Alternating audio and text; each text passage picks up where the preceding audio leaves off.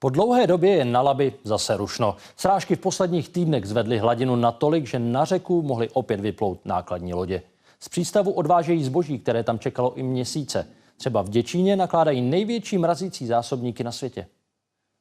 Je tak velký, že jinak než po řece se z města nedostane. Měří přes 50 metrů a zvedat ho musí dva jeřáby současně. Akce, při níž se myslí na každý centimetr. Jen dostat zásobník na loď trvá 2 hodiny. Takhle to vypadá na zrychlených záběrech. Hákem nahoru, pomalu, aby jsme to neodřeli, pomalu. Celkem jsou 3. Vyrobili je už loni v továrně hned vedle přístavu. Kvůli suchu je dokáží převést k zákazníkovi až teď. Na splavnost řeky Labe čekáme tedy zhruba 3/4 roku. Jakmile náklad dosedne, kapitán Jiří Koudelka ho odváží stranou. Někam jí dát dozadu do přístavu, aby se mohly přistavit další lodě. Lodě řídí přes 50 let. Loni poprvé ale kvůli suchu měsíce nepracoval.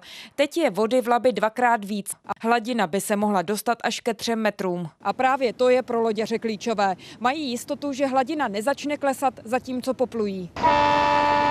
Vyplulo, co mohlo. Vše, co bylo připraveno, tak se určitě odváží po vodě. Zrychlili i přívozy. Z jedné strany řeky na druhou se dostanou i 5krát rychleji než v létě. Ale zase se musíme víc namáhat, protože je větší proud.